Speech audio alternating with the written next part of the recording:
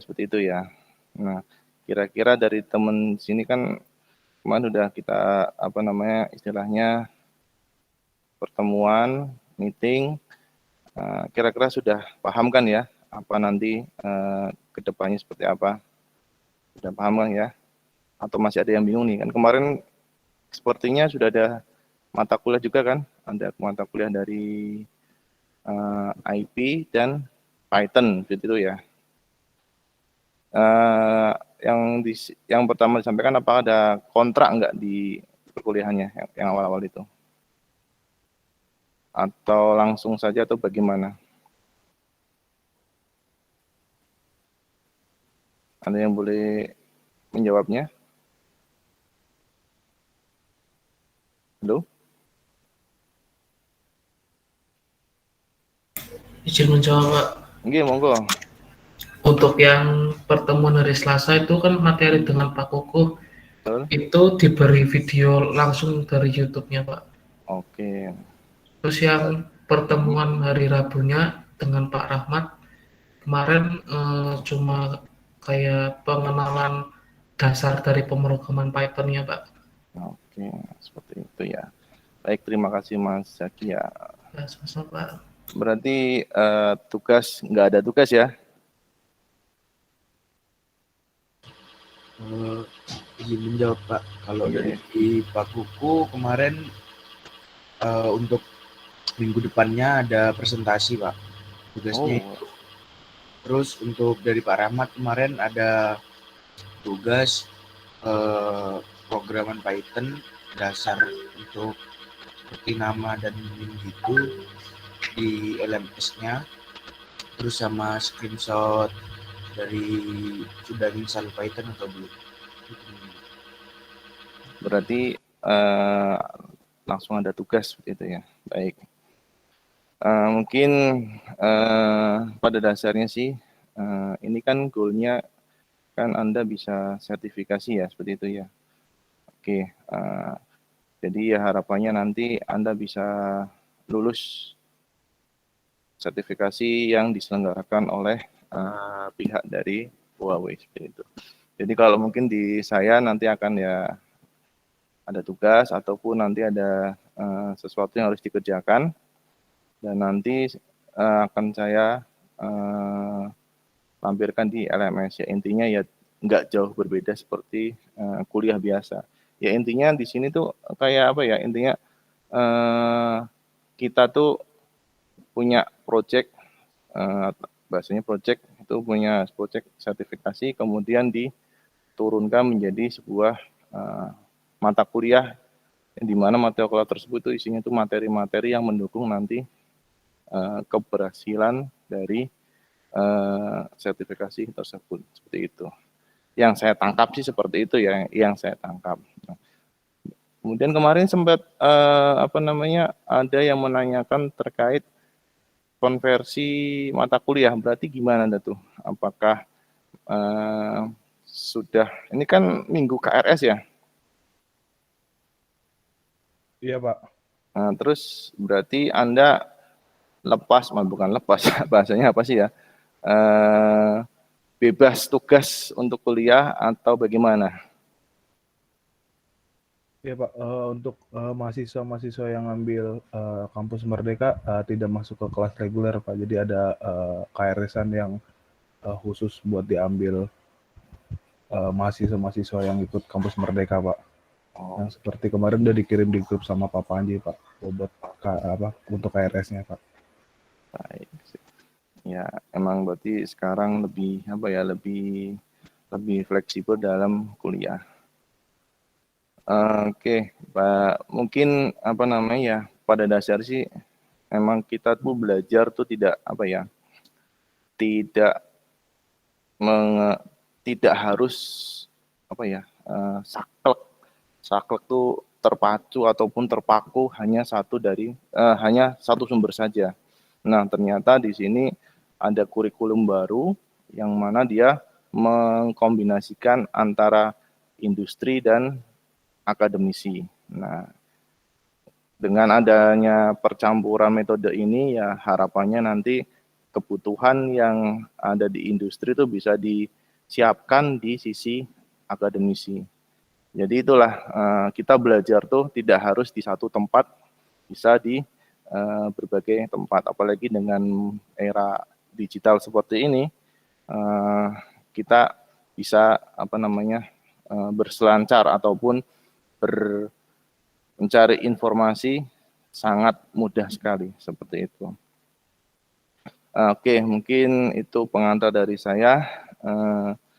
Nanti kita sambil jalan ataupun sambil kuliah, intinya nanti di LMS nanti saya berikan lampiran materi, tugas. Ya intinya kayak kuliah seperti biasa ya. Seperti ada tugas, ada presensi, ada ya nilai-nilai yang harus tugas-tugas yang harus dikerjakan, nilai-nilai dan harus nilai-nilai yang saya ambil dari tugas yang Anda kerjakan seperti itu. Oke, kita masuk ke sini deh. Untuk di LMS Anda sudah enroll semuanya ya, artinya bisa mengakses LMS-nya kan dari sisi mahasiswa? Sudah bisa ya? Sudah Pak. Oke, berarti saya masuk ke LMS-nya dulu.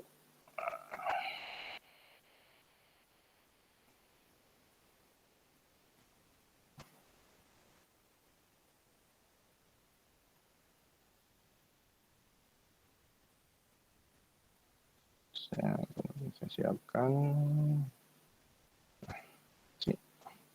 Sudah kelihatan belum? Belum saya share screen-nya. Oke.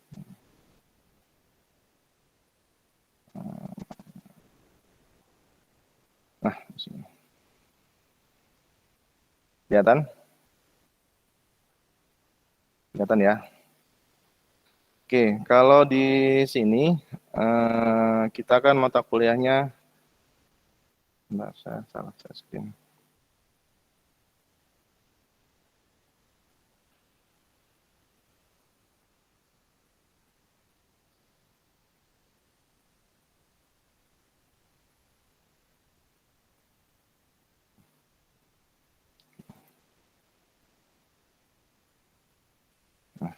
Kelihatan ya?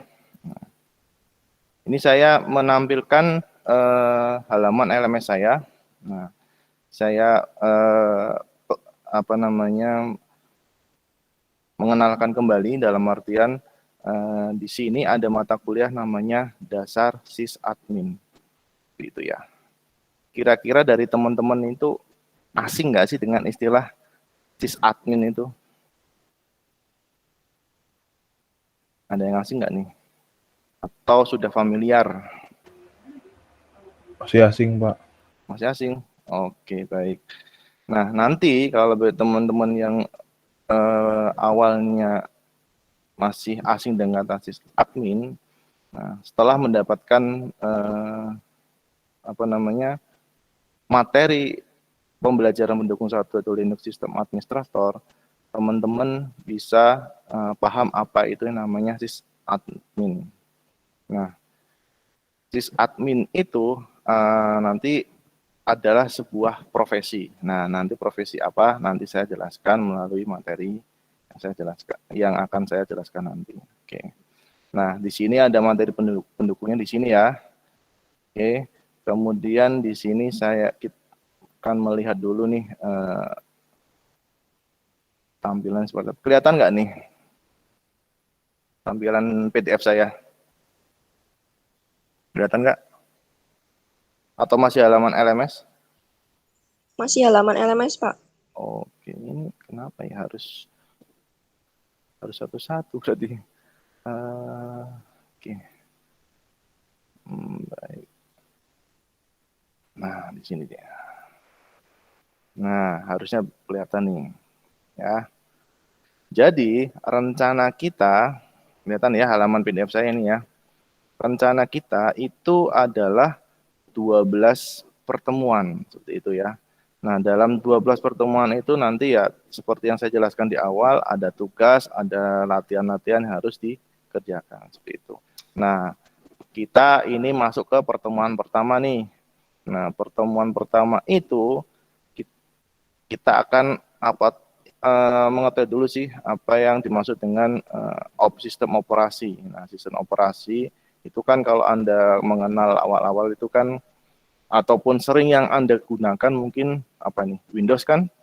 Nah, ternyata ada sistem operasi lainnya. Nah, salah satunya adalah Linux. Nah, nanti di pertemuan pertama kita akan berkenalan dengan sistem operasi Linux. Ya, ada lagi sih sistem operasi yang lain, mungkin Mac OS seperti itu ya. Nah, itu contoh beberapa sistem operasi. Nah, kaitannya di sini adalah sistem operasi yang namanya Linux, seperti itu ya. Nah, kemudian apa yang akan dibahas? Yang dibahas adalah tugas dari seorang ataupun tugas dari sisi sistem administrator itu sendiri. Seperti itu ya. Jadi kita hari ini akan seperti itu, membahas tentang sistem operasi Linux, kemudian tugasnya apa aja sih si sysadmin itu ataupun sistem administrator. Oke, dari sini ada pertanyaan? Belum ya? Baru awal-awalan. Oke, saya stop screen lagi, harus bolak-balik nih. Oke, nah.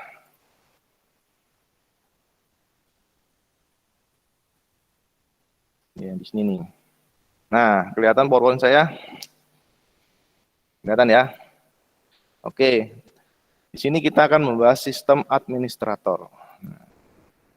Nah, kita akan apa saja yang kita bahas di hari ini, yaitu tentang pengantar sistem operasi, khususnya adalah Linux, seperti itu ya. Kemudian kita akan berkenal apa sih itu sistem administrator, kemudian deskripsi pekerjaan, dan tools-nya nanti ke depannya yang kita akan gunakan, seperti itu. Nah, yang pertama, pengantar sistem operasi berbasis Linux. Nah, kalau Anda mencari di Google itu banyak sekali, Anda ketik Linux itu sudah keluar semua, dari sejarahnya, dari apa saja itunya, banyak sekali informasi yang didapatkan. Nah, di sini saya coba merangkum, tapi semoga bisa mendapatkan informasi yang cukup jelas terkait apa itu yang namanya sistem operasi Linux. Seperti itu. Nah, Linux itu biasanya diucapkan dengan Linux, gitu itu ya. Nah, sebuah komputer Unix komputer. Nah, dia bekerjanya adalah berbasis kernel Linux. Nah, apa yang dimaksud dengan kernel itu? Yaitu suatu sistem yang menghandle semua operasinya, seperti itu ya. Ya, intinya core-nya lah, intinya ya core ya inti ya. Jadi itu suatu inti dari sebuah sistem yang mengatur segala taskingnya ataupun tugas-tugasnya. Nah, itu namanya kernel, seperti itu ya. Oke, sampai sini paham? Ada yang ditanyakan, Kak? Oke. Nah, Linux itu dikembangkan itu oleh beberapa pengembang yang berkolaborasi. Maka dari itu, si pengembang dengan adanya kolaborasi tersebut, dia sifatnya adalah softwarenya adalah free ataupun free open source, seperti itu. Nah, maksudnya apa? Karena mereka mengembangkan, si pengembang itu berkolaborasi kemudian mengembangkan, jadi source code dari program algoritmanya itu bebas digunakan. Nah, mungkin sebelum kita membahas source code ini, mungkin Anda pernah mendapatkan mata kuliah pemrograman, sudah kan? Sudah, Pak. Nah, di situ kan mungkin yang paling basic itu bahasa C gitu kan. Nah, bahasa C atau mungkin yang paling jadul sekali Pascal kalau Anda pernah mendengar ya. Nah, sumber dari Linux itu adalah bahasa C. Nah, intinya fondasinya lah.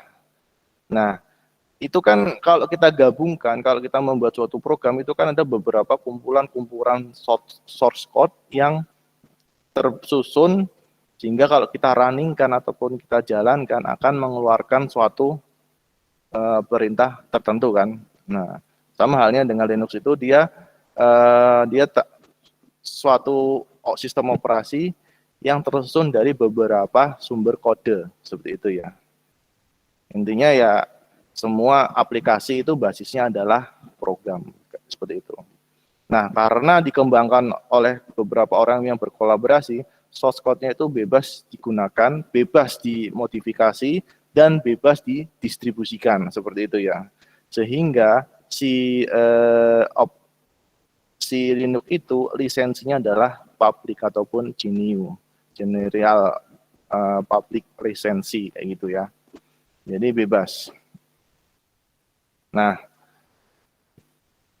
mungkin Anda bertanya, kan kalau bebas seperti itu apakah ada dampaknya? Ya ada.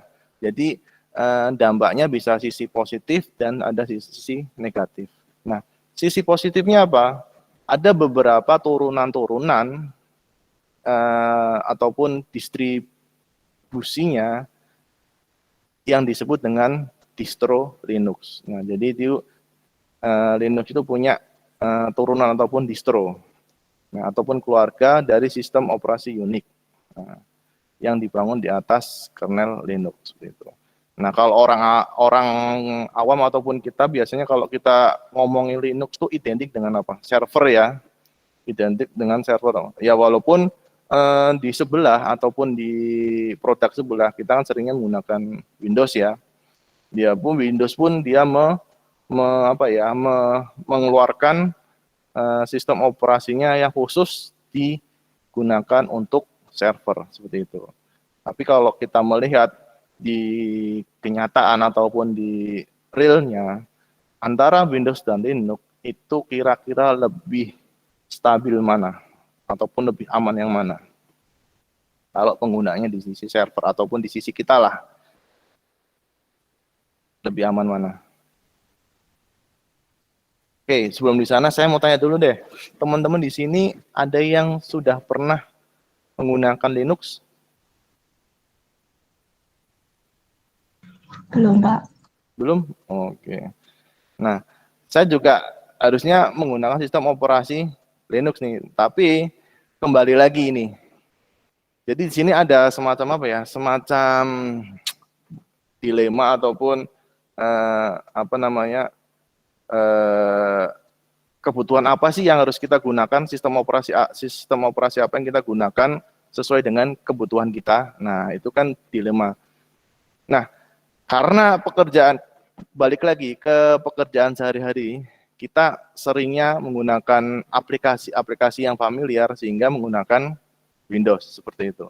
Namun akan berbeda jika seorang engineer ataupun seorang sistem administrator itu pasti akan identik dengan yang namanya Linux seperti itu.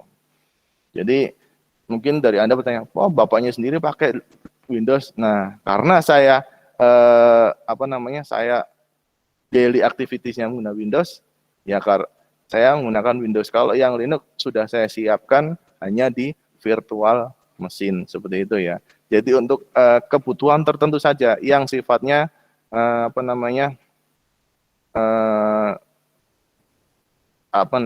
tidak rutin ataupun misal saya ingin melihat sesuatu nih ataupun melakukan sesuatu saya butuh Linux, nah baru saya switch ke operasi Linux seperti itu ya.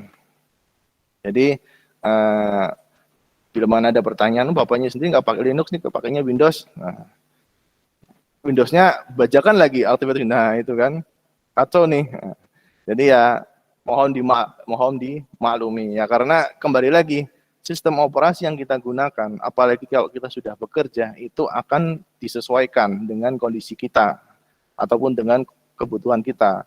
Kalau misalnya pekerjaan kita menuntut untuk lebih familiar dengan ranah operasi Windows, ya kita mau nggak mau pakai Windows kan. Tapi kalau yang namanya karena kita membahas tentang sistem administrator, ya pasti dia akan berhubungan dengan Linux seperti itu ya. Sampai sini ada pertanyaan nggak? Paham ya? Nah, terkait tadi macam-macam Linux itu ada namanya distro Linux-nya ataupun kumpulannya. Nah, kita coba lihat nih di sini nih. Kita lihat variannya ya di sini ya. Saya stop screen lagi, saya pindah lagi. Harus kayak gini ya. Oke.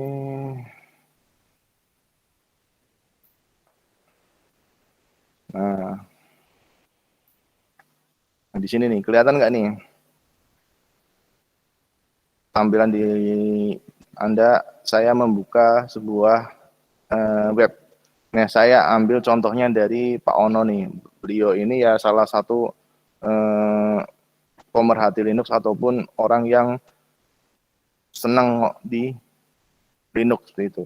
Nah, kita nggak bahas itu, kita akan membahas tentang varian distro Linux, macam-macamnya ya, seperti itu.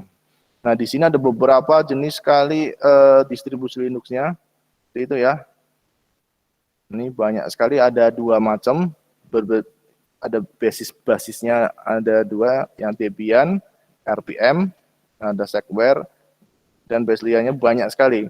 Kenapa kok bisa seperti ini banyak sekali turunannya ataupun distribusinya? Ya, karena tadi itu source code-nya bebas dikembangkan, kemudian source code-nya bebas dimodifikasi. Nah, akhirnya muncullah beberapa turunan-turunan yang disesuaikan dengan kebutuhan kita. Nah, kalau di sini mungkin kalau Anda mungkin harusnya pernah mendengar ada yang namanya Linux Ubuntu. Anda pernah mendengar nggak itu Ubuntu? Pernah, Pak. Nah, itu kan yang paling umum. Nah, karena sering digunakan oleh pemula ataupun orang yang baru pertama kali belajar untuk berkenalan dengan Linux. Kita biasa menggunakan Ubuntu seperti itu. Ada juga distro turunan Linux lainnya yang sesuai dengan kondisi ataupun organisasi. Kalau Anda pernah mendengar namanya T-Linux, Blank-on gitu kan. Nah, itulah macam coba ini Blank-on Linux nih. Itu nah, di sini sebuah distribusi Linux yang berbasis Debian yang dirancang sesuai dengan kebutuhan kaum umum di Indonesia. Nah, karena kondisinya yang harus yang harus familiar, orang Indonesia kan familiarnya dengan Windows kan. Nah, maka si programmer ini membuat suatu kernel sehingga memunculkan sebuah sistem operasi Linux dengan nama Blank-on Linux. Sehingga dia menciptakan itu untuk ditujukan pengguna Indonesia seperti itu. Itu kenapa kok bisa menjadi banyak sekali varian-variannya, karena itu source code-nya bebas dimodifikasi, bebas dikembangkan, sehingga organisasi itu bisa mengembangkan sesuai dengan kebutuhan. Nah, seperti itu ya. Ada juga distribusi yang khusus untuk tujuan tertentu. Misalnya apa? Keamanan. Kemudian monitoring, seperti itu ya. Itu ada juga distribusinya. Misal dari keamanan dan pendidikan. Nah, misalnya kalau dari pendidikan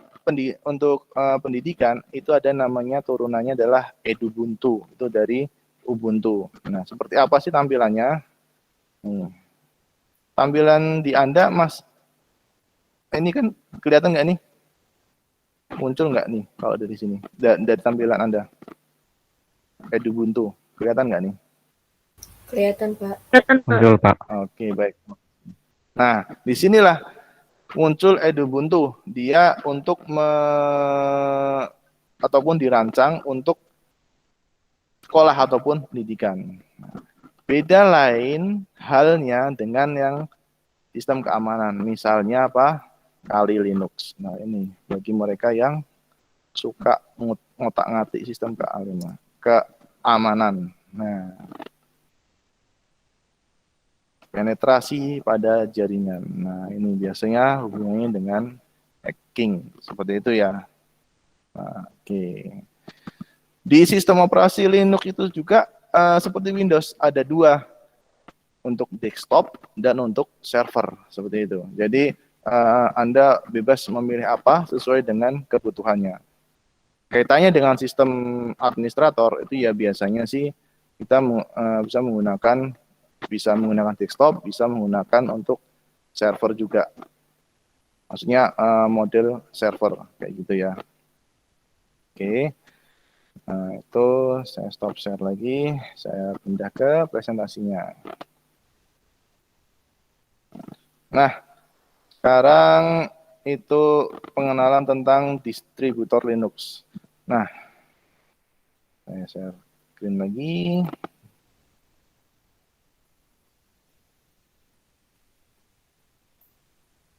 Oke, saya kembali ke PowerPoint lagi. Nah, tadi kita sudah tahu nih turunan-turunannya, distronya. Ternyata banyak sekali kan sesuai dengan kebutuhan-kebutuhan yang sesuai organisasinya ataupun kebutuhannya apa, untuk pendidikan kah atau untuk keamanan kah ataupun untuk tujuan yang lainnya. Itu banyak sekali. Nah, terus kita harusnya gimana nih? Kita harus pakai yang mana nih? Nah, di sini kita mempunyai bagan, kita menggunakan Linux itu untuk apa? Yang pertama, ini kelihatan nggak nih? Kita tentukan dulu, kita tuh nih siapa ini sih? Kita itu siapa? Kayak gitu. Apakah seorang bisnismen, hobi, orang penyuka, ya penyuka gitu, hobi ya, atau orang yang biasa saja, normal user, ataukah seorang graphic designer, atau seorang develop, ataupun seorang programmer, kayak gitu. Nah, masing-masing kebutuhan itu juga ada solusinya. Misal seorang bisnis ataupun orang yang ya bisnis person lah, yang apa ya bahasanya ya pokoknya orang kantoran lah ya. Nah, orang kantoran biasa menggunakan OpenSUSE, Fedora, dan Debian kayak gitu ya. Nah, kalau yang sukanya hobis ini macam-macam juga nih, turunannya juga banyak sekali ini. Nah, mungkin kalau dari sisi kita untuk mengenalkan ya kita orang biasa aja ataupun orang pengguna biasa. Nah, di sini juga ada pertanyaan, apakah sudah pernah menggunakan sistem Linux sebelumnya? Nah, kalau misalnya belum, ya berarti kita balik lagi ke sini. Nah, ada pilihannya nih, ada Ubuntu, Linux Mint, aplikasi OS. Nah, di sistem ini dia tesnya apa kok tes ya, maksudnya tampilannya, rasanya itu seperti kita menggunakan Windows. Makanya di sini kita diberikan pilihan kalau bagi orang awam yang belum pernah sama sekali menggunakan Linux, biar tidak biar tidak kaget, ada pilihan distro yang cita rasanya itu mirip seperti Windows. Nah, contohnya seperti ini, oke. Anda bisa googling sendiri atau mencari informasi tampilan seperti apa, atau syukur-syukur Anda bisa mendownload dan mencobanya, seperti itu. Nah, kemudian bagi orang yang suka ataupun seringnya menggunakan Mac, itu pun diberikan pilihan Ubuntu dan Elementary OS, seperti itu. Ya, jadi si Linux itu ya karena kembali lagi shortcut-nya bebas dimodifikasi, dia bisa membaca marketnya nih ataupun bisa membaca sasarannya nih, orang yang udah pernah pakai Linux atau seringnya pakainya Windows atau orang yang seringnya Mac. Jangan khawatir, saya kasih sistem operasi yang bahasanya itu mirip cita rasanya seperti yang Anda gunakan sebelumnya, apakah itu Windows ataupun Mac. Nah, hal yang lain, jika sudah pernah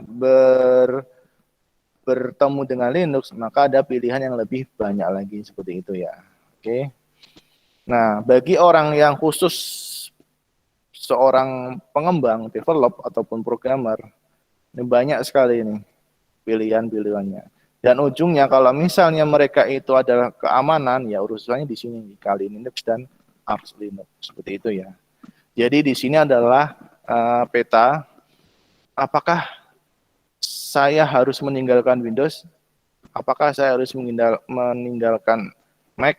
Nah, jawabannya bebas, terserah, tergantung dengan kebutuhan. Namun di sini karena kita akan membahas sistem administrator, ya mau nggak mau kita harus megang ataupun mengoperasikan Linux, seperti itu ya. Sampai sini bisa dipahami? Oke, saya lanjutkan nih. Nah, kita masuk ke sistem administrator.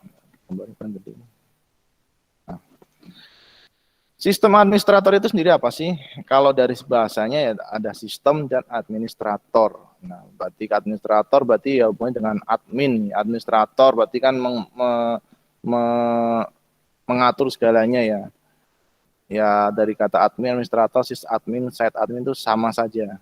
Intinya yang tadi saya bilang di depan, sistem administrator adalah sebuah profesi ataupun pekerjaan. Nah, apa saja yang menjadi tanggung jawabnya? Ya itu yang namanya administrator ya administrasi. Tapi ini bukan administrasi dalam hal itu ya. Kalau Anda biasa mengenal ya si administrasi kan biasanya itu ya apa? Pencatatan itu ya, log gitu. Ya, itu secara sekretaris ya ataupun ya admin ya nulis. Tapi di sini administrasi yang dimaksud itu adalah administrasi dari suatu sistem. Nah, apa saja ya dari pemeliharaan sistemnya, konfignya, kemudian hal-hal yang berhubungan dengan pengaturan operasional dalam sebuah sistem komputer. Jadi bahasanya itu kalau admin di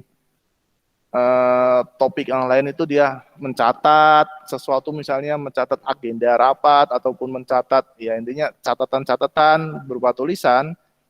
Tapi di sini administrator adalah administrator dari suatu sistem. Ya, dia melakukan pemeliharaan juga, konfigurasi dan mengatur hal-hal yang berhubungan dengan pengolahan sistem komputer. Jadi konsepnya sama, mencatat, tapi yang dicatat tuh berbeda, seperti itu ya. Saya menggunakan kalimat catat ya, biar kita, tugasnya seperti itu. Dan di sini administrator ataupun sysadmin itu kedepannya akan berubah menjadi DevOps. Seperti itu ya. Pernah mendengar kata DevOps? Nah, oke. DevOps itu development operation. Nah, gitu ya. Di sini secara definisi itu adalah suatu kultur yang membangun pengembangan dari beberapa developer. Ini ya hubungan developer di sini maksudnya programmer ya. Kita bekerja sebagai programmer, berarti kan kita mengembangkan suatu sistem ya, yang ujungnya adalah aplikasi kayak gitu kan. Nah, di situ sysadmin itu nanti arahnya adalah DevOps. Ya, DevOps itu membantu suatu pengembangan dari beberapa developer, suatu pengembang untuk memudahkan mereka ketika mendeploy ataupun mengembangkan gitu ya. Bahasa gampangnya gini deh. Si DevOps itu adalah sebuah kolaborasi tim. Nah, baik tim development dan tim operation ataupun sysadmin seperti itu ya. Jadi yang mereka biasanya ngotik membuat program, nah itu bekerja sama dengan tim operation yang mengatur ataupun mengatur jaringan suatu sistem. Jadi secara gampangnya yang saya pahami itu misal kayak gini. Contoh kasusnya, kita di kampus punya suatu kendala nih. Kendalanya apa? Kendalanya ada suatu masalah pemakaian bandwidth yang tidak rata. Misal itu ya. Nah, bandwidthnya nggak rata nih. Kalau udah download habis semua. Nah, kita sebagai sistem administrator yang awalnya kita kan cuma setting aja kan, setting manajemen bandwidth kan. Nah, namun kalau kita sudah di posisinya DevOps, ya kita akan membuat suatu program. Gimana nih biar manajemen bandwidth-nya langsung terintegrasi dalam suatu sistem. Nah, kita yang buat nih, kayak gitu ya. Jadi dua pekerjaan, berarti kan di situ ada sisi aplikasi dan di sini ada sisi konfigurasi. Nah, antara aplikasi dan konfigurasi itu bersatu untuk menyelesaikan suatu masalah seperti itu ya. Itu namanya DevOps. Ini gambarnya kelihatan nggak di sini? Gambarnya kayak gini nih. Nah, kalau di sisi development dia ngomongin tentang program-program, nah operation dia tentang monitor, operasi, dan rilis. Ya, yang saya tadi contohkan tadi kan, ada masalah penggunaan BNB yang tidak rata. Nah, itu kan dari sisi operation, dari sisi operatornya kan, karena memonitor. Nah, solusinya ya kita membangun sebuah aplikasi, kemudian kita masukkan ke dalam sistem, kita tanamkan sistem, dan jadilah suatu solusi. Itu namanya DevOps. Gitu. Itu lagi ngetren loh DevOps itu. Sebagai contoh gini, banyak sekali perusahaan startup ya, terutama yang awal-awal itu sangat mencari orang-orang yang bisa programming dan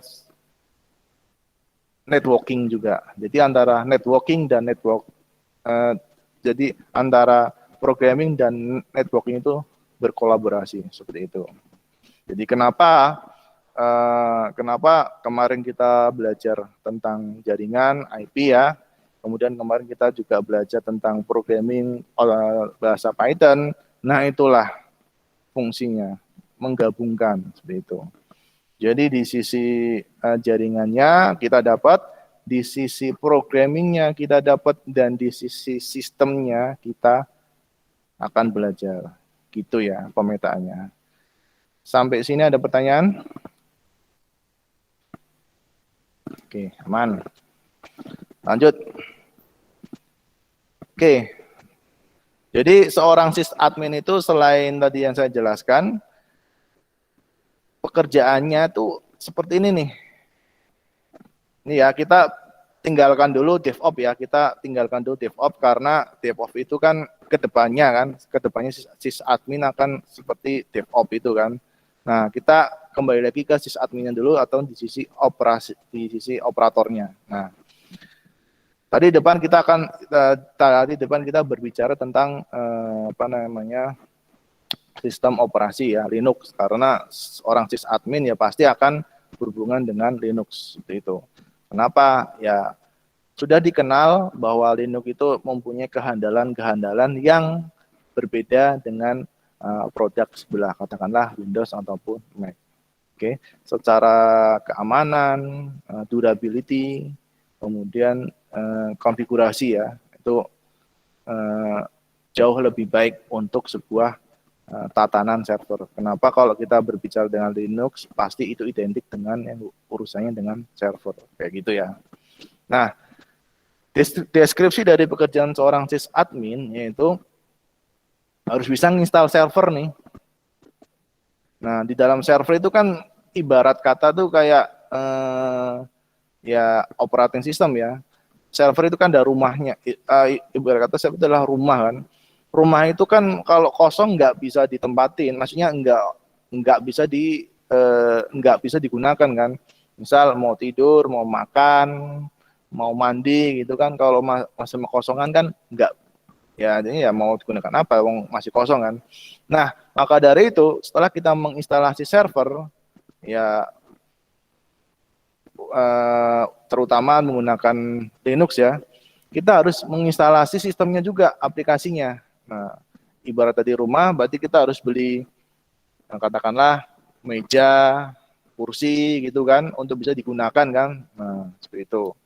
Kemudian setelah kita menginstalasi sistem atau aplikasinya, kita sebagai sysadmin harus bisa manajemen patch-nya. Maksudnya apa ini?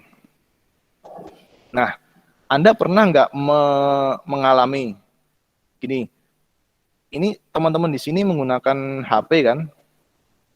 HP-nya apa? Android kah? Atau Windows kah? Atau apa? Mac? Android, Pak. Apa? Mac? Apple? Android, Pak. Android. Nah, katakanlah si Android itu kan pasti kalau kita kebeli kan ya masih kosongan kan, belum ada program-programnya kan. Nah, kalau kita mau ambil program, itu biasanya di mana kalau Android?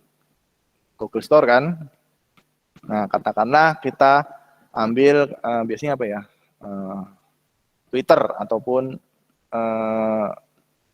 Instagram gitu kan, misal gitu ya, misal gitu. Ataupun yang paling gampang ya aplikasi jual beli e-commerce, contohnya ya Shopee gitu kan. Nah, ambil contohnya adalah Shopee, kita download dari Google Store gitu kan.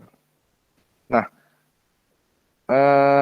setelah kita download, selesai, kita gunakan asik untuk belanja ataupun untuk apa aktivitas e-commerce tersebut. Kemudian suatu ketika kita mau belanja, kita ambil atau kita buka itunya, kita buka aplikasinya, muncul suatu notifikasi. Oops, your application out of date gitu kan. Terus need to update kayak gitu kan. Pernah nggak kayak gitu? Harusnya pernah, karena setiap program itu pasti ada namanya pembaharuan gitu kan, ataupun harus diupdate. Nah, disinilah update tersebut dilakukan karena untuk menutupi kekurangan, nah ataupun bolong-bolongnya nih, kekurangannya. Misal ada suatu bug di sistem sebelumnya, terus kemudian minta diupdate untuk ditutup. Bisa juga untuk memperbaiki dari sisi kecepatan ataupun dari sisi proses unitnya, seperti itu kan. Nah, disitulah yang dimaksud dengan manajemen patch. Kita sebagai sysadmin, kita harus tahu nih kondisi dari sistem kita. Apakah perlu di-upgrade, apakah perlu di-update terkait lisensi, mungkin ada lisensi ya, ataupun sesuatu yang harus ditambahkan ataupun di-upgrade. Nah, disitulah kita harus tahu nih mana-mana aplikasi mana saja yang perlu kita update atau kita perbaharui. Tujuannya buat apa? Ya, kalau misalnya sistem kita ada yang nggak update, pasti ada suatu celah kan. Nah, celahnya itu akan berakibat fatal jika terlalu dibiarkan. Misal, adanya orang lain yang akan menyusup ataupun server kita ke-hack gitu kan. Misal kalau kita berbicara dari sisi keamanan, ataupun server kita tiba-tiba secara central processing unitnya tiba-tiba naik karena ada patching ataupun tambahan programnya dia tidak terupdate. Jadi memberikan beban kepada si kinerja CPU-nya. Karena si server itu kan bekerja 24 jam kan, nggak mungkin nggak mungkin mati ya diharapkan bekerja 24 jam kan, karena melayani kan. Nah, dari situlah pasti ada sesuatu kelemahan ataupun titik lelahnya, maka dari itu perlu diperbaharui. Nah, jadi dengan kita menambal patch kekurangan atau bug itu bisa meningkatkan kinerja dari si servernya. Tadi dari sisi keamanan, kita juga bisa meningkatkan di sisi kinerja server, seperti itu. Nah, kemudian si sysadmin itu harus bisa menganalisis lognya. Nah, setelah kita tahu patch dari ataupun aplikasi yang kita update, itu kan pasti meninggalkan suatu log ya, ataupun catatan-catatan terkait aktivitas dari server kita kan. Misal kita memonitoring nih, oh ternyata aplikasi ini ada sesuatu kekurangan, aplikasi ini ada yang menyerang, ataupun ini terlalu apa gitu kan. Nah, catatan-catatan tersebut itu kita analisa ataupun lognya. Fungsinya buat apa? Ya sekali lagi untuk kinerja si server lebih optimal. Tujuannya sih seperti itu. Itulah distribusi pekerjaan dari sysadmin. Nah, selain bisa install, kita harus bisa tahu harus apa saja yang harus diupdate ataupun diperbaharui, dan kita harus tahu dari histori log dari sistem monitoring ataupun sistem server kita. Ini kenapa ini ada apa-apa? Nah, kita analisis nih di situ untuk tujuannya sih untuk optimalisasi server kayak gitu ya. Nah, ini jelas tadi kan sudah dijelaskan, analisa log berarti harus punya kemampuan untuk mengidentifikasi, mendiagnosis, dan mengatasi masalah. Ini ibarat tuh kayak dokter, kita sysadmin itu juga kayak dokter nih. Artinya gini, kok server kita kok tiba-tiba ada anomali ya, dalam artian kita punya aplikasi monitoring, ada suatu alert ataupun notifikasi, ada yang aneh nih, tiba-tiba kok ada alarm misalnya gitu kan. Kenapa? Nah, ada diagnosisnya kan. Kalau udah ketemu baru kita atasi masalahnya. Ya contoh gampangnya gini lah. Server itu kan pasti kan punya titik lelah ataupun harus istilahnya di backup kan. Misal kita perlu server yang redundansi. Jadi kita harus karena kinerjanya menurun, berarti kita harus instalasi server baru untuk meredundansi pekerjaan si server utama. Misal seperti itu ya. Oke. Kemudian yang ketiga, pekerjaannya adalah memelihara dokumentasi. Lah ini terkait dari aktivitas-aktivitas dan analisis dari sistem kita, ya kita harus bisa mendokumentasikannya kan. Baik topologi, konfigurasi server maupun jaringan. Nah, Anda kan di sini pernah praktikum kan? Ya enggak? Praktikum apa tuh? Praktikum antena, mungkin praktikum jaringan komputer, dan praktikum apa? Intinya pernah praktikum kan?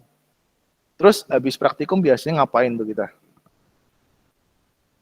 Bikin laporan toh? Ya enggak?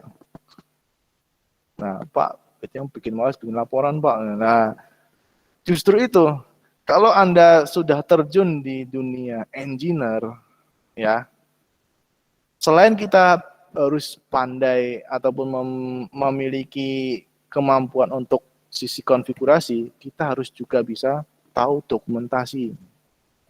Kenapa kita kuliah belajar praktikum? Nah, biasanya kan praktikum kita kan praktek, kemudian nyusun laporan. Nah, itulah salah satu bentuk dari dokumentasi. Kita ngapain aja sih? Terus hasilnya seperti apa sih? Kok hasilnya bisa berbeda ya? Kita analisa gini. Nah, itu pun sama. Di sysadmin itu juga diperlukan kemampuan untuk dokumentasi yang seperti itu. Oke. Artinya sih Anda kuliah itu ya udah dapat bekal-bekalnya lah, secara skill lah, sudah dapat bekalnya. Tinggal kita fokus aja mau kemana, seperti itu ya. Nah, selain itu kita harus bisa membuat pemeliharaan, pengujian, dan pelaksanaan DRC, Disaster Recovery Center. Nah, ini nih. Biasanya pernah nggak Anda melihat suatu ruangan server meledak, kebakaran gitu kan? Nah, katakanlah, ini Anda sudah pernah KP belum? Saya mau tanya nih. Sebagian besar sudah KP belum ya? Belum. Lagi menjalankan, Pak. Lagi KP, Pak. Oke. Sudah, Pak. Sip. Nah, tuh. Coba deh, pada saat Anda KP, tanya tuh di tempat Anda tuh, Pak, ada ruang server nggak, Pak? Ada nggak di sana ruang server? Nah, kemudian kira-kira di ruang server itu ada apa saja? Ya, selain komputer, jaringannya, dan lain sebagainya, ada itunya nggak? Kayak semacam alat pemadam kebakaran, ataupun tempat yang melindungi suatu kebencanaan, ada nggak? Misal kayak gitu kan. Nah, tugas sysadmin tuh selain konfigurasi, dokumentasi, kita harus bisa untuk mengamankan dari sisi bencana, kayak gitu. Jadi salah satunya mungkin kita kan sudah mengenal teknologi cloud ya, dalam artian kita menyimpan tuh tidak hanya di fisik hard disk yang konvensional ya, ada kotak di komputer, tapi sekarang kita arahnya adalah by cloud, disimpan di cloud. Nggak tahu punyanya siapa, intinya kita ada penyimpanan di luar dari fisik ruangan server, yaitu kita simpan di areanya cloud. Nah, di situ ya. Nah, salah satu upaya ataupun salah satu cara untuk menghindari data hilang akibat itu ya, disaster itu akibat bencana alam, bencana ya mungkin kebakaran ataupun dibom atau gimana ya. Kita sudah punya backup-nya, kita sudah punya backup datanya, sudah punya konfigurasinya, bahkan secara running system kita sudah terredundansi oleh sistem cloud seperti itu. Makanya kita sudah mengenal namanya Amazon gitu kan, terus Azure, Microsoft Azure gitu kan. Nah, mereka menyediakan server dalam bentuk virtual. Fungsinya buat apa? Ya, fungsinya sih sama, pekerjaan servernya sama, namun dia disimpan oleh pihak ketiga. Nah, kayak gitu ya. Nah, kalau kita menyimpan di pihak ketiga, berarti kan ada sesuatu cost ataupun harga yang harus dikeluarkan untuk istilahnya itu apa? Menyewa kan, untuk menyewa dari fasilitas mereka kan. Nah, tapi di sisi lain kita punya sisi keamanan ataupun backupan data. Selain di server fisik, kita juga punya salinan ataupun simpanan di pihak ketiga seperti itu. Jadi sysadmin itu ya harus bisa sekali lagi ya instalasi, konfigurasi, dokumentasi, dan pemeliharaan pada saat terjadinya suatu bencana. Gitu. Salah satu contohnya itu kita bekerjasama dengan pihak ketiga menyewa infrastruktur mereka. Ya, seperti tadi yang saya jelaskan, apakah menggunakan cloud dari Amazon, Microsoft Azure, dan lain sebagainya, kita bisa menggunakan pihak ketiga tersebut. Gitu. Ada pertanyaan sampai sini? Oke, kalau nggak ada, saya lanjutkan. Nah, tadi kita ngomongin operating system, Linux ya, kemudian ngomongin server gitu kan. Nah, jadi ke depannya kita akan menggunakan tools. Nah, toolsnya apa? Ya ini. Yang pertama, operating systemnya adalah Ubuntu, kayak gitu ya, Ubuntu. Kita akan kenalan dulu tuh sama Ubuntu, ngapain aja sih nanti di pertemuan selanjutnya, kayak gitu ya. Nah, harapannya Anda harus menginstal, install ya, menginstal. Nah, cara menginstalnya gimana? Bila mana Anda punya 2 device ataupun 2 perangkat, ataupun bahkan bisa dibikin 2 boot. Ya, kalau di laptop Anda memungkinkan, ya buat aja dual boot ataupun dual operasi sistem. Bisa menggunakan Linux dan menggunakan Windows. Nah, jadi caranya Anda ambil space kosong di hard disk Anda, kosongkan, kemudian install Linux di situ. Nanti kalau sudah selesai akan muncul dua pilihan operasi sistem, Windows ataupun Linux. Saya berikan contohnya.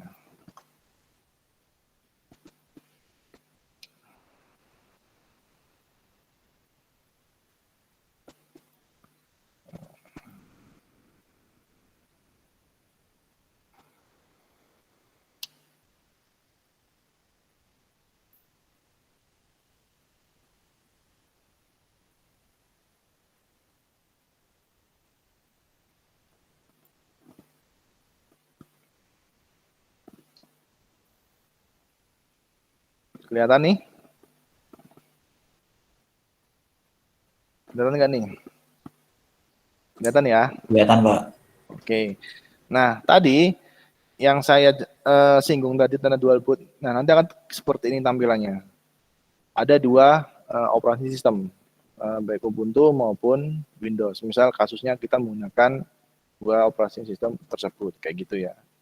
Nah, kalaupun misalnya kita susah ataupun device kita tidak memungkinkan ataupun hard disk kita sudah habis, nah kita bisa menggunakan virtual machine.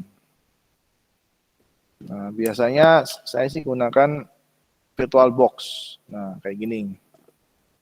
Nah, di virtual box itu intinya konsepnya tuh sama, artinya dia mesin di dalam mesin. Nah, kayak gitu tuh, mesin di dalam mesin. Jadi kita download dulu VirtualBox, bebas serinya apa saja. Kemudian kita install dan kita kemudian ambil operasi sistem di web. Misal gini ya. Tadi saya kasih lihat itu ini ya. Nah, kelihatan link download saya? Kelihatan, Pak. Nah, di sini nih, kita langsung di ubuntu.com. Di sini kita ada pilihan-pilihannya. Ya kan, ada desktop, server, bahkan sekarang sudah IoT dan cloud kayak gitu. Nah, ini nanti hubungannya di sebelah ya. Kan kalau ini kan kita punya beberapa program ya, apa? Datacom, terus apa lagi? AI gitu kan? Ya enggak sih?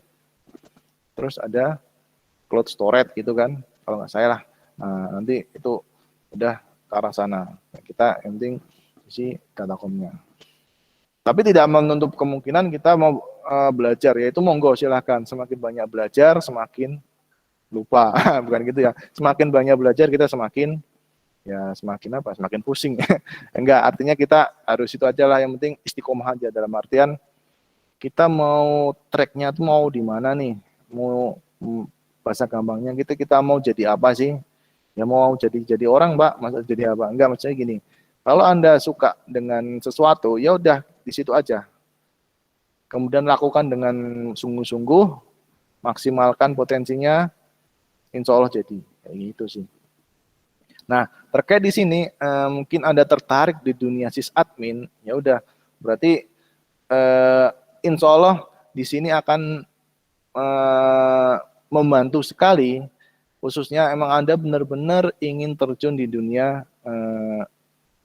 jaringan komputer ataupun perjaringan lah. Karena semua akan berbasis text mode. Nah, kalau text mode itu kan identik dengan Linux kan. Ya ada sih Linux yang desktop tuh ada lah, ini contohnya ini kan. Tapi kan seringnya kalau kita sudah tahu alurnya text mode ataupun kita sudah familiar, itu insya Allah gampang lah itu ya. Intinya ini hanya mengantarkan agar Anda semakin familiar. Oke. Kita tinggalkan yang cloud. Nah, kemudian ke sini. Nah, ini ada pilihannya desktop, server. Kita yang desktop aja ya untuk mengenalkan Linux. Ambil yang LTS. Nah, apa yang dimaksud dengan LTS ini? LTS itu long term service. Jadi dia versi stabilnya lah, bahasa gampang itu.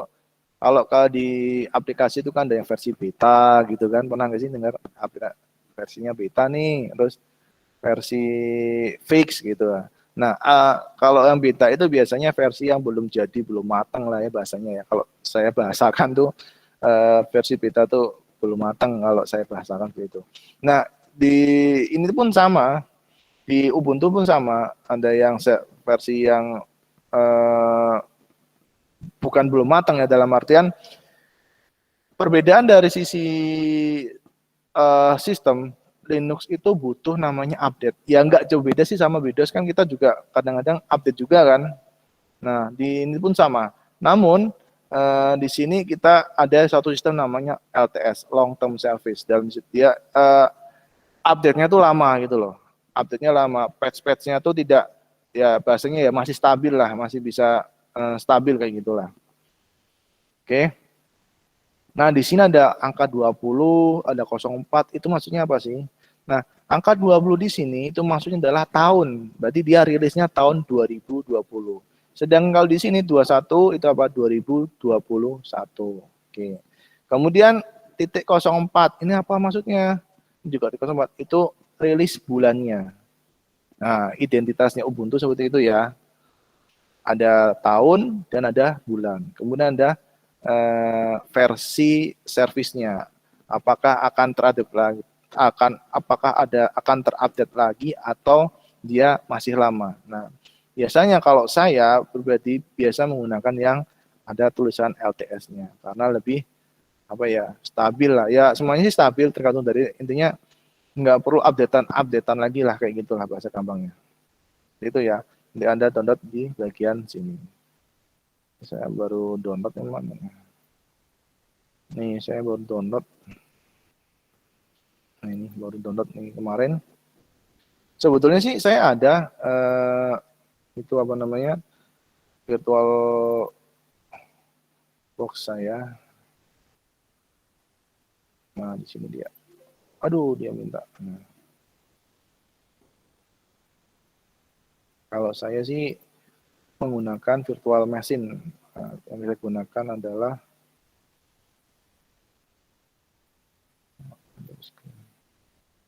halo. VMware saya kelihatan nggak nih? Kelihatan nggak? Tes. Kelihatan, Pak. Kelihatan, Pak. Nah, di sini saya menggunakan Ubuntu. Nah, ini saya menggunakan VMware-nya dan VirtualBox-nya di sini. Yang menggunakan, ya mungkin Anda sudah pernah ya, sudah pernah menggunakan virtual machine. Mungkin pada saat praktikum apa ya, praktikum apa ya. Saya juga nggak hafal praktikum menggunakan itulah. Nah, ini saya gunakan yang Ubuntu berapa ya? Ini mohon maaf, lama ini.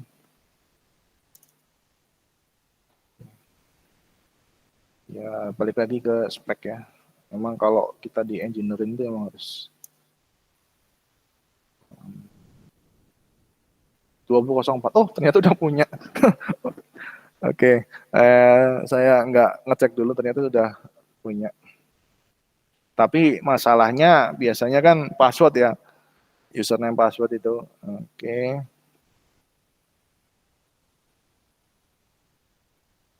Semoga masih ingat passwordnya.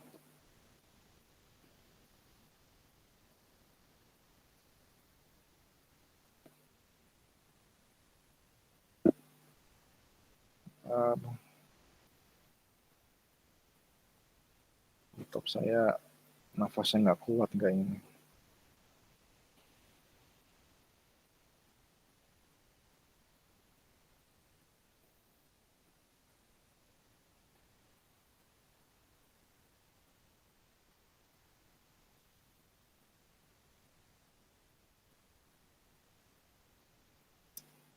Saya harus mematikan beberapa fungsi.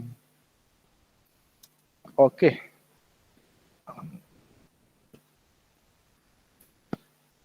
Ini teman-teman di sini memang benar-benar belum pernah sama sekali pegang Linux, seperti itu? Belum, Pak. Udah Belum. pernah, Pak. Sudah kan? Iya, semester kemarin sempat pakai Linux, Pak. Apa itu D3 apa S1 tuh?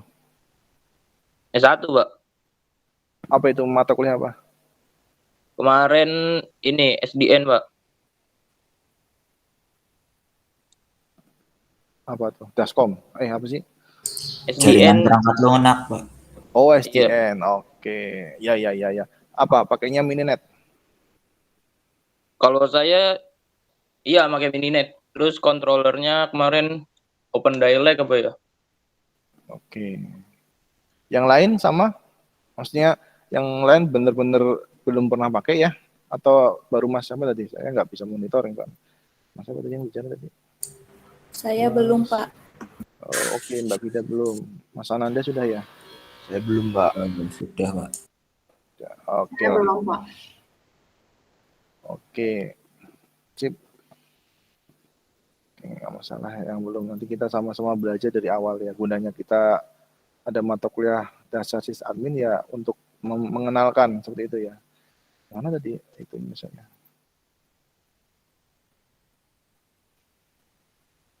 Nah, lo hilang kan? Mana nih?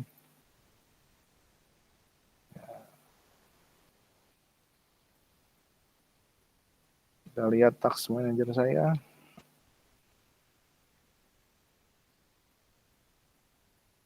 Waduh. Jadi ya inilah si admin ini task manager saya kelihatan nggak dari tampilan Anda? Kelihatan ya? Kelihatan, Pak. Kelihatan. Nah, itulah yang tadi yang deskripsi pekerjaan. Nah, sysadmin juga harus bisa monitoring nih. Ini CPU-nya melonjak tinggi kenapa nih? Memorinya kenapa nih? Nah, bisa jadi karena performanya terlalu kinerja yang terlalu berat atau ada serangan yang tidak kita hendaki. Artinya dari sisi keamanan apakah ada seseorang yang masuk atau adanya suatu program-program yang tidak kita hendaki, istilahnya boot nih ya, atau orang kan kadang iseng kan nanam sesuatu, kemudian sengaja dijalankan melalui jarak jauh gitu kan ya. Itulah sesuatu yang harus kita tahu terkait kondisi dari kinerja server kita. Ngomong-ngomong, oke lah, oke, muncul nggak nih? Mohon bersabar ya. Ini saya mau menunjukkan bentuk tampilannya secara, ini harusnya sih di pertemuan 2 besok rencana saya. Tapi karena saya cek ternyata ada instalasinya, ya udah. Oke, kita sudah muncul. Mohon maaf terlalu lama ya. Nah, kira-kira seperti ini tampilan dari Ubuntu 20.04 seperti ini ya. Nah, kemudian di sini kita hampir sama, tampilannya hampir sama dengan Windows. Ya, bukan hampir sama ya. Maksudnya secara fungsi itu hampir sama. Kita bisa mengolah data, bisa bermain dengan musik juga, emailan juga, browsingan juga, sama. Ya intinya hampir sama. Namun ada beberapa yang harus kita ketahui. Kalau di Linux kita harus familiar dengan namanya terminal. Bukan terminal BIS ya, atau terminal Terminal di sini adalah salah satu cara untuk menjalankan fungsi-fungsi dari sistem. Oke, nanti saya akan tunjukkan. Mohon maaf, ini lemot sekali. Ini open in terminal.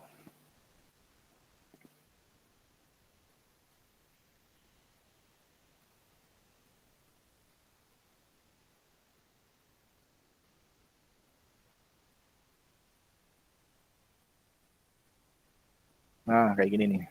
Nah, disinilah namanya terminal tuh kayak gini. Jadi semua byte teks ya, dan semua berdasarkan perintah-perintah. Jadi perbedaan antara Linux dan Windows, kalau Windows kan tinggal klik-klik tuh. Kalau Linux itu ya ada yang klik-klik, tapi di sini lebih ditekankan sih familiar dengan text mode seperti itu ya. Nah, itu namanya terminal. Oke. Gitu nah. Nah, gitu. Kalau di Windows mungkin ada namanya CMD, command prompt gitu kan. Nah, itu kan kalau CMD kan cuma kita bisa menginputkan nggak terlalu powerful, tapi dengan adanya terminal yang tadi saya tunjukkan itu nanti akan kita lebih powerful terhadap aplikasi-aplikasi yang akan kita gunakan seperti itu ya. Ya mungkin seperti itu. Kasihan laptop saya ini. saya pause dulu ya.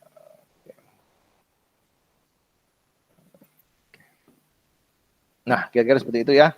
Balik lagi ke sini.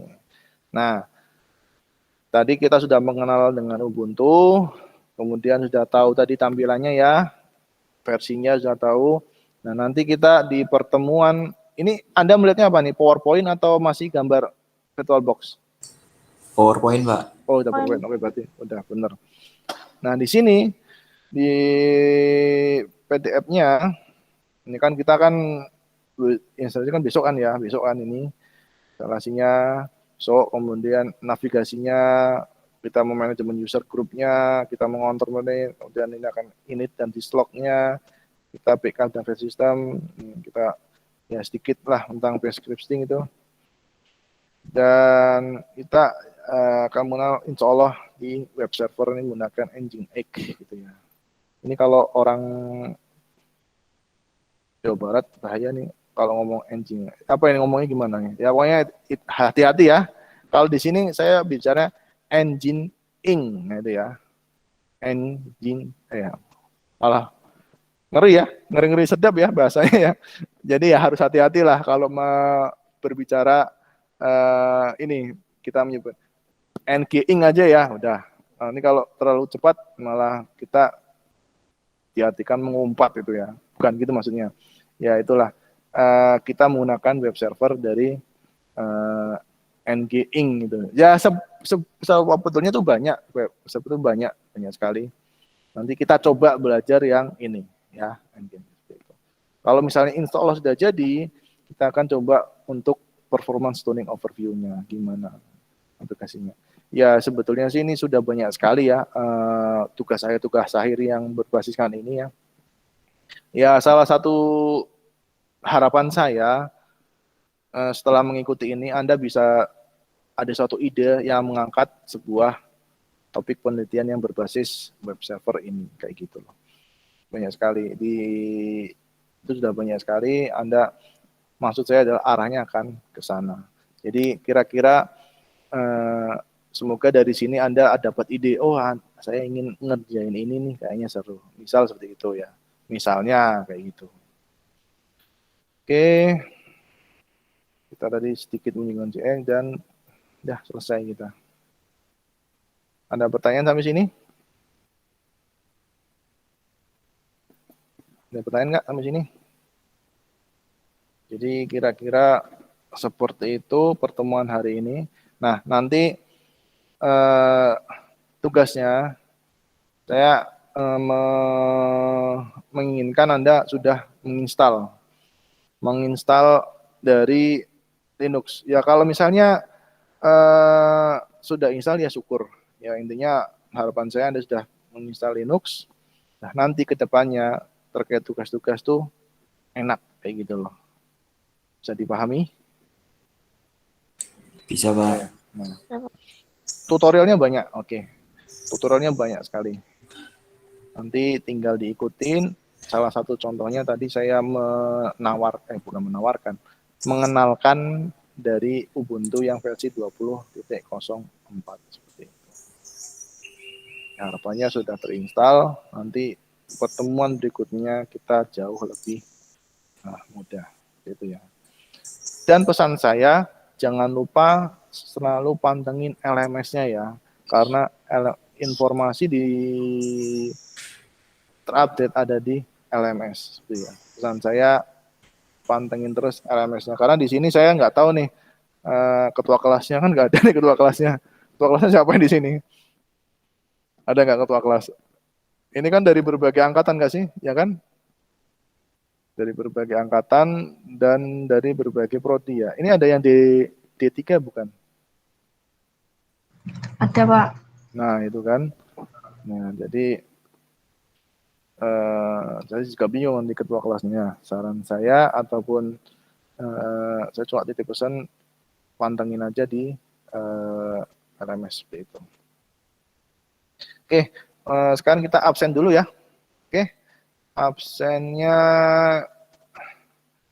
seperti ini. Nanti saya panggil, mohon dikonfirmasi ya. Ada yang di jalan nggak nih?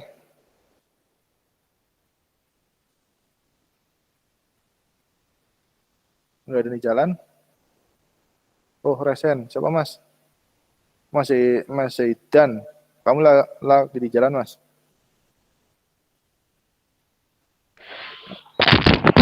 Iya, Pak. Lagi apa, Mas? KP? Lagi inian, Pak. Apa sih? Ngurus ke bank. Bersama, Mas? Lagi ke bank, Pak. Wah, ke bank. Oh, oke. Ada masalah apa tuh kok sampai bank? Oke, nanti itu aja chat di kolom chat aja ya kalau saya panggil ya. Oke, Pak. Oke, hati-hati di jalan. Ada lagi yang di luar ruangan ataupun lagi di jalan?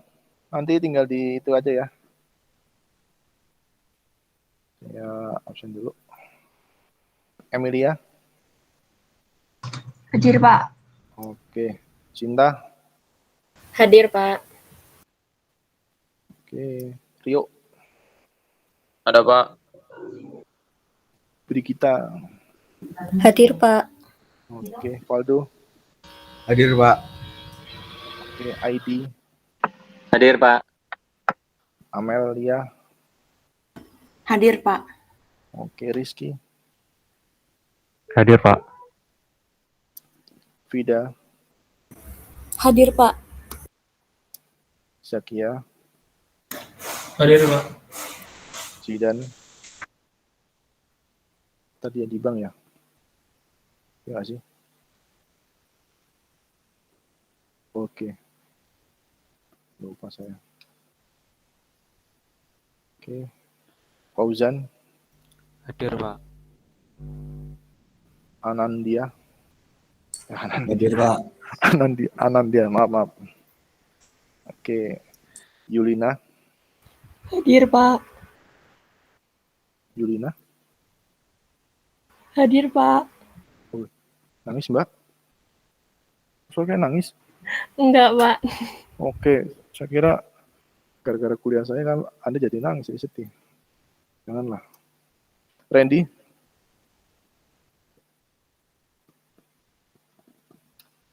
Mana itu? Randy mana Randy? Randy. Oke, kosong. Naufal Amar. Hadir Pak. Oke. Rahma. Hadir, Pak. Oke. Indah. Hadir, Pak. Gusti. Hadir, Gusti. Pak. Oke. Farhan. Hadir, Pak. Oke. Ika. Mana dia Ika? Ika. Oke, monitor. Oke, seperti itu. Oke,